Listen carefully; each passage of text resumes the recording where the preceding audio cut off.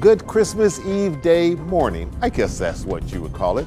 Today on Spotlight, the battle against America's literacy gap. Our guest, Pamela Good, co-founder and president of Beyond Basics, an award-winning Detroit-based mentorship program. And later on our Sunday morning program, Inside 2023 and Channel 7 Action News Weekend team with Simon Shaquette and Kiera Hay. It's Sunday, December the 24th. I'm Chuck Stokes, and this is Spotlight.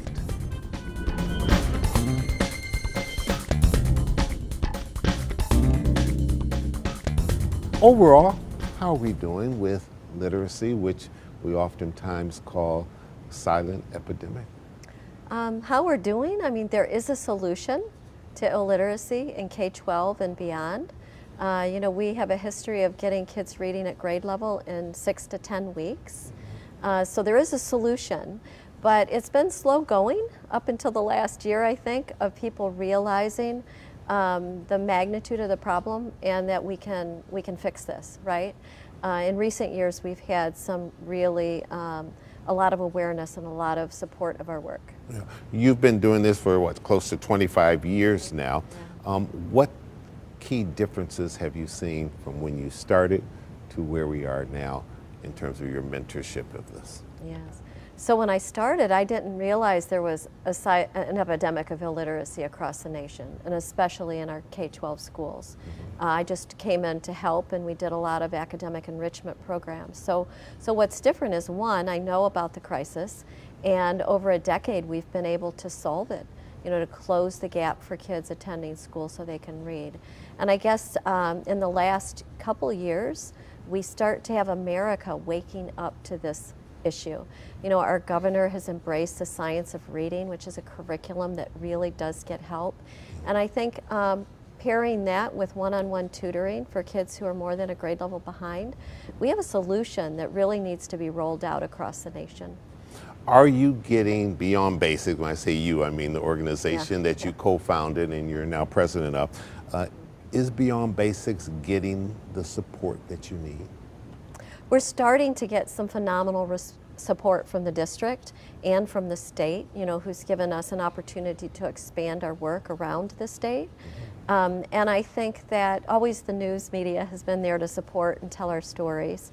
But I think that on the broader concept, I think in America the mindset is that we tackle symptoms, right? And we really need to think about the cure, a solution, and not just treating symptoms. Is this just a Michigan problem, or is this a national problem? And how does Michigan rank with other states? Yeah, so it is a national crisis. It's basically a curriculum change decades ago in education across America. And but what I would say is that the fact that we have cohesiveness in our schools, the moment that they decide to embrace a solution to help, it's going to be rolled out very quickly. And so it's worse than anybody can imagine. 47 states, the below proficiency for 8th graders is between 60 and 77%. Who would believe that in America, right? That's the reality, and that's the National Assessment of Educational Progress, 2019. So there's a solution, and that we just advocate be the solution, and we need to come together and get every child reading, and that's what that congressional resolution's all about. But the teachers, the principals, are the heroes in the system. The parents are the heroes in the system. We have a colossal failure in leading education across our nation, and I think that all of the people who have led have done so with good intentions. And they just couldn't predict all the changes. I think 40 years ago, there wasn't technology, right? So moving assessments to technology and just little decisions we've made that have led to this. But I go back to that, there is that solution, and we need to come together and solve it, because all of us are part of this. This isn't just anyone, it's all of us. And when we come together and embrace a curriculum and one-on-one tutoring for every child who needs it, we could look back on this crisis in 5 years. All right, we're going to take a little break. We'll come back. I want to drill down a little bit more on this resolution that you've done and what you hope that accomplishes, as well as some of the good news you have this year that's you've been in the news lately. Yes. We'll be right back. Yeah. Stay with us.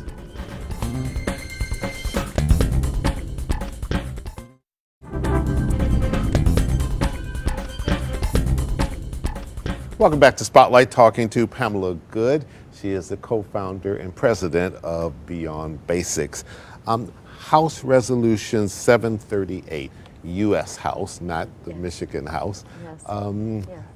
Tell us a little bit more about that and why that resolution is so important and you feel will make a difference in terms of breaking through the literacy gap. Because this is a national crisis, and to really solve it, we need to be working in unison. And I know that's odd for this time in our lives, right, to do that. Yeah, it's not something we hear happens a lot these days, but we strive for it. Yes, absolutely. And I think when it comes to our children and our children's education, we all believe that it's going well and we want it to go well for our kids. And so I've watched other things have congressional resolutions like STEM, where you really have all areas of our nation, whether it's a private sector, or whether it's education or, social service or wherever, they're all in support and walking toward in the same direction.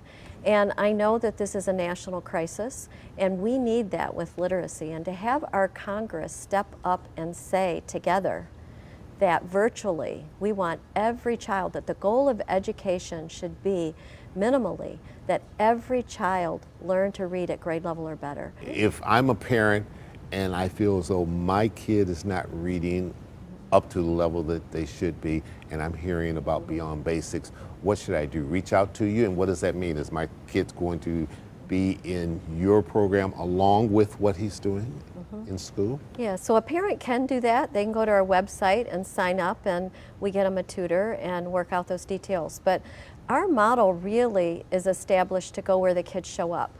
And we have partnerships with school districts, and they give us a space inside their school. And we pull kids in, we assess them using Woodcock Reading Mastery. It lets us know how far they're behind, which is essential to helping them. It's kind of like an x-ray. If you were going to have surgery, you'd probably want the x-ray first, right? Right. So we assess I would them. hope so. Yeah. And so we assess them, we give them a prescription for literacy, and we pair them with a trained certified tutor, an hour a day, 5 days a week. You need a partner really that comes in and flattens that curve. You just recently had a big announcement with the NFL draft, which is sports. Yes. The Detroit Sports Commission has announced that your organization and one other organization will get close to $500,000, some of the proceeds from money that will be generated by the NFL draft. That's got to be good news to you, and what will you do with that money? Yes.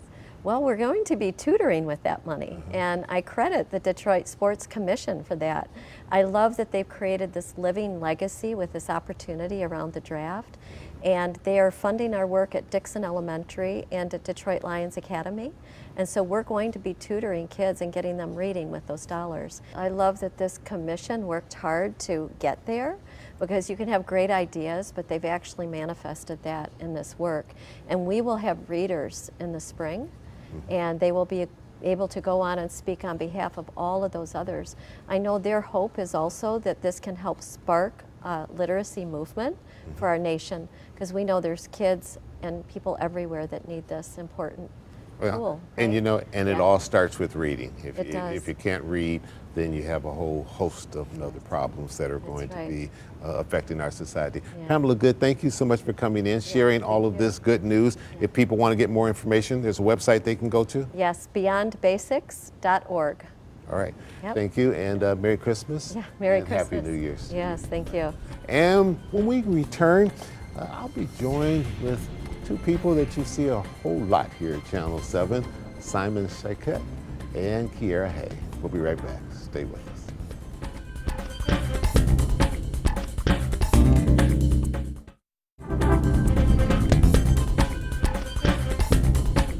And welcome back to Spotlight. Joining me now are two Channel 7 favorites here, Simon Shaquette and Kiera Hay. You see them anchoring our weekend news. and you've seen him for a number of years now out in the field reporting, doing what we do here at Channel 7. Welcome to Spotlight. Good having you, Bobby. Thank you You've so been much. on before. Great This to be is with your you. first time Thank you so much in the for having Spotlight me, seat, Doug. but it's a pleasure. Although people have seen you in the anchor seat and in the reporting seat, it became official not terribly long ago that you are our official weekend anchors. You hold down the evening slot and you hold down the morning slot. How does it feel? I'm gonna start with you, Simon. It's a blessing. It's wonderful, and to be a part of the weekend team is terrific. Marissa Wall is in, Gina Trotman, Right, and she's our new weather person as well. Absolutely. Came here from Milwaukee. Absolutely, and to be able to bring you the important stories of the weekend. So much news breaks on the weekend. If it's the UAW, Michigan State, we take that as such an important priority and such a responsibility. And it's been wonderful to be a part of the team in that way and transition in that role. Okay. Kier? I love it. I'm just getting used to it. You gotta get up early in the comfy. morning now. It's okay. I have a 2-year-old. I'm up anyway. Right. I'm used to the no sleep. Good point. But you know, I love it so much. You know, weekend mornings, we're a small team, but we all love it, and we Small get to but have mighty, right? Small but mighty. Right. And we get to have a little fun. We get the community to come in. We get cooking segments. You know, I get to smile a lot Right. on weekend morning news, which is something I love. And you get to broadcast down at the Cube. too, Exactly, as in well, the so you get studio. the downtown presence in there as well. Campus March just in the background. We love it. Absolutely. Well, we're glad to have you. 2023, if you had to put a headline on it, what would you say, Simon? I've thought about this, Chuck, and I would say a year that's been challenging, but also inspiring. And you know, as we've dealt with so many things, still the pandemic we've come out of, folks getting back on their feet, the economy that we've talked about, and local issues too. But also you see the great things happening in our community. You see folks who are investing, giving back. Ford in Southwest Detroit with parks and supporting the community. The Say Detroit Play Center on the east side, where young people are getting mentorship, youth and sports and other activities, after school counseling and tutoring. And you know, we've had so many challenges, but yet we grow and we support one another, and you see the humanity in our community, and it's been incredible. Yeah, it's a very giving town, and I think that's why journalists fall in love with this town, because there is a lot of good news, but at the same token, people are really into the broadcasters that they have, and they trust them to a good extent. They challenge us from time to time as well. Yeah, Kier? When I heard that question, I took it more as a personal note, and I think for me personally, my headline would just be "Give it to God." It's been a lot of challenging things that have happened personally in this year, but to come to the end of it, I'm expecting my second child. Congratulations. Getting this Congratulations. anchor position, being with coworkers that I love in a town that I love. This is our hometown. Well, These and I stories want mean to more to emphasize us. that. Yeah. I don't think I've ever seen a time where I've had so many people in the newsroom that were either born or raised here that they call home, even though they may have gone to many other places before they worked their way back here. But tell us a little bit about your journey to get here. Yeah, so I worked as a producer and a host for about 5 to 6 years, actually at a production company that's right around the corner at LTU's campus. I went to college to be in news, but I couldn't find a job out of college in the news industry. So I went to be a producer and a host. And then And that was a high school sports show, wasn't it? yes, it was. Yeah, I remember that. State champs. And then we did a bunch of other shows Tony too. Motley. Yeah, Lou did some editing on Battanti, that. Lauren Plant. I love the team over there. I still keep in touch with them. And then after 5 years, and that was, to me, honestly, such a great job. We had great vacation, and you know, the pay was good and all that kind of stuff. And I knew I wanted to get into news. So I decided to make a lateral move, drive hour and 15 plus minutes to Lansing, to take a risk on myself to get back into the news industry, or to start my journey in news. I was there for 2 years, made a jump from Lansing to Phoenix, was there for a year. That's quite a jump. I worked hard. Yeah. And I was also like, when I say make a lateral move, when I went there, I was the oldest reporter, Like, I was married and I was joining a team of people fresh out of college. So I went to Phoenix, had my son there, and then hurried back home to family, and was able to find family here at WXYZ. And when you have those kids, being a little closer to grandma and grandpa makes a big difference. That's what I said. I ran back home. Absolutely, absolutely. All right, we're going to take a little break. When we come back, we're going to get your story, son. We'll be right back. Stay with us.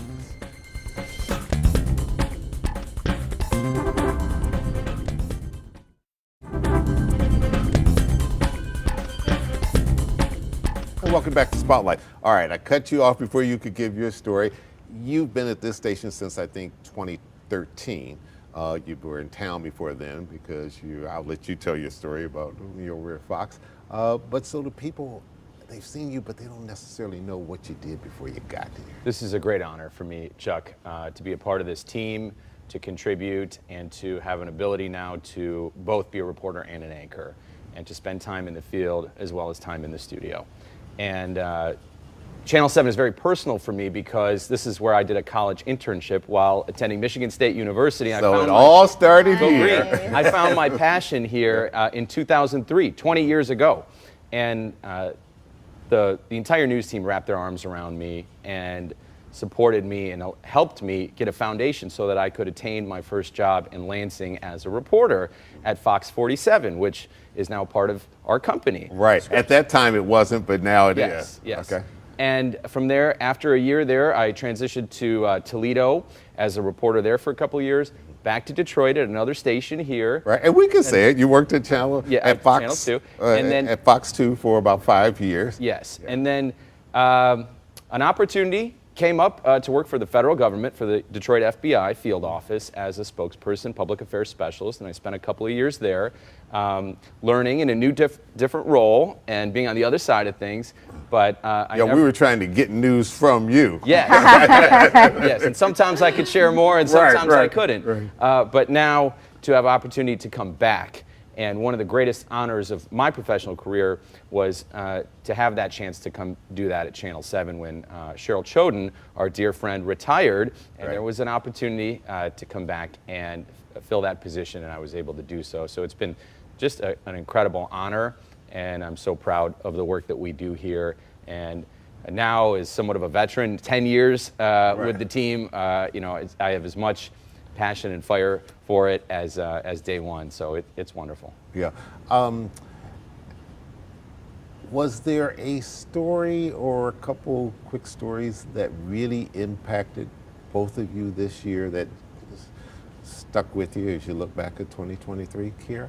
Absolutely. It was a story I did at the beginning of the year, but I've done several follow-ups since then, but it was about foster youth and the education here in Michigan.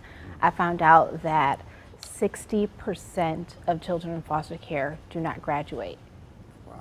60% compared to 80% of their peers walking across the stage. 60% don't. Because they have so many challenges working against them. So, and a lot of it is, they'll go to school, but their credits get lost. They can't find their transcripts. So they have to, I interviewed someone who said he was supposed to start his senior year. They couldn't find any of his transcripts, and he was told he would have to start over as a freshman. Oh my grace. So can you imagine doing all that work, going to school where the state has placed you, whether it's in a residential home or an actual school, the state has placed you there, you're doing your work, and then to come to find out you still can't graduate.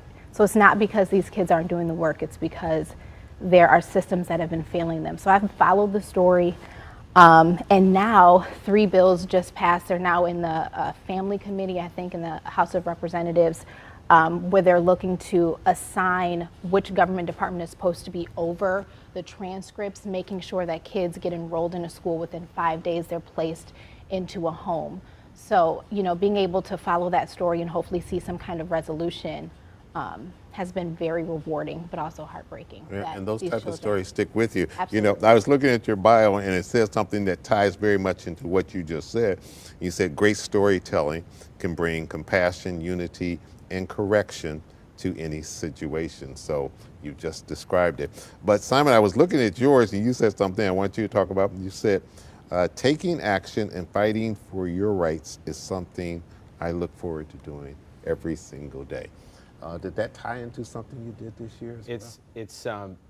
It's so important that we help achieve accountability for those that reach out to us sometimes that need help. But one of the things that I've covered this year extensively, and for 2 years really now, and we're all very familiar with the tragedy that occurred in Oxford. Yes. And I've been in court consistently, developed relationships with the families impacted, and being there with them as the legal system plays out on the criminal side and also on the civil side, hearing what they've been through. Those that have lost a loved one are also, at the same time, those who are healing from wounds that they sustained, and to be there with them and to ensure that our coverage is responsible, is fair, and is done with sensitivity to what they've gone through at Oxford High School has been the most important thing. And we've given so much thought to doing that in the right way here, and we continue to do so. And that is something that stuck with me. We feel the emotions. We get to know the people involved in the stories, and we do feel it, and we do communicate with them often, even beyond what you see on the air. Absolutely, and it's a saga that will go on even into next year as more sentencing takes place and as trials unveil themselves. Thank you both so much for coming in, sharing your thoughts with us, and showing us a side that they may not necessarily see when you're sitting at that anchor desk delivering the news or out in the field reporting. And Merry Christmas to both of you. Best of luck with the little one that's on the way to join the other little one that's already here. And you have one that's what, 2 months old? 2 months old, James, yes. All right. We got our hands full with one. I'm surprised you stayed awake throughout this whole show. Yeah. you're probably lacking on sleep right about now. That's right, yeah. A lot of coffee, a lot of tea, and it's a blessing, though. He's an incredible little guy, and we're having a lot of fun, too. Just trying to keep up with him. Good luck with that. It's only getting started. Well, drink your vitamin C. We're headed into 2024, a presidential election year, the likes of which we probably have never seen before. So I think we're going to all need vitamin C, but we'll get through that. And looking forward to visiting you guys again on Spotlight next year, as well as some of our other colleagues in the newsroom, and sharing them with our audience as well. Thank you so much, Chuck. Happy holidays. Thank you, Senwa. And I'm Chuck Stokes. We'll be back next week with more newsmakers in the Spotlight. We hope you have a great week and happy holidays.